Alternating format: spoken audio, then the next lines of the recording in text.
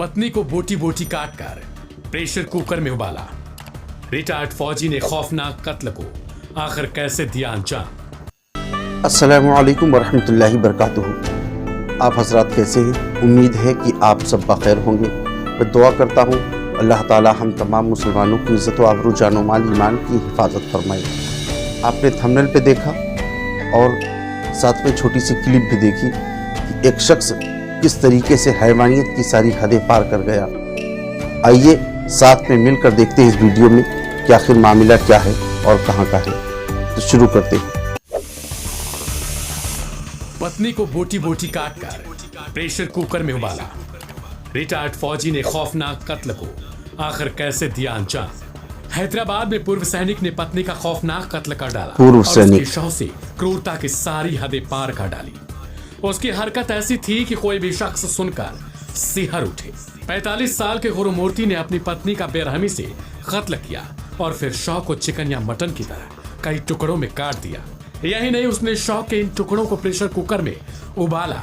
आरोपी फिलहाल डीआरडीओ के स्थानीय सेंटर में सिक्योरिटी गार्ड के तौर पर काम करता है।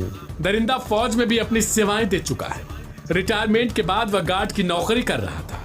सवाल है कि आखिर उसने ऐसा क्यों किया।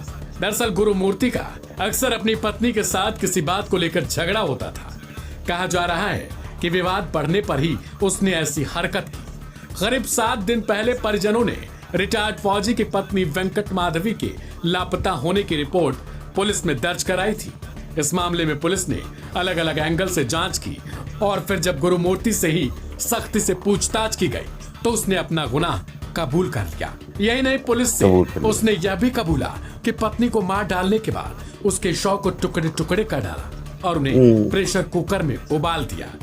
इसके पीछे का तर्क जब उससे पूछा गया तो उसने बताया कि ऐसा इसलिए किया ताकि शव से सड़ने के बाद बदबू न आए और दुनिया के सामने उसका यह खूंखार अपराध आसानी से छिपाया जा सके। पुलिस अधिकारियों ने इस मामले को लेकर कहा कि महिला के पेरेंट्स ने मिसिंग कंप्लेंट कराई थी। उनके साथ पति भी आया था। हमें इस मामले में पति पर संदेह हुआ तो पूछताछ की गई। सख्ती दिखाने पर उसने सारी बातें कबूल कर ली। गुरुमूर्ति ने कबूल किया कि उसने वाइफ का कत्ल किया और फिर शव को बाथरूम में ले गया।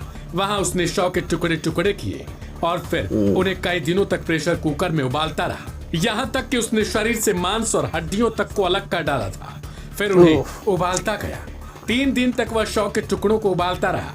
इसके बाद उन्हें भरकर एक झील में फेंक आया। उसने यह सब इसलिए किया ताकि पड़ोस में रहने वाले लोगों को शव की बदबू न आए।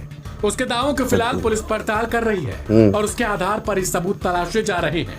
गुरुमूर्ति और माधवी के 2 बच्चे, एक बेटा और एक बेटी है। परिवार वालों का कहना है कि दोनों के बीच अक्सर विवाद रहता था, लेकिन कत्ल की सही वजह अब तक पता नहीं चली है।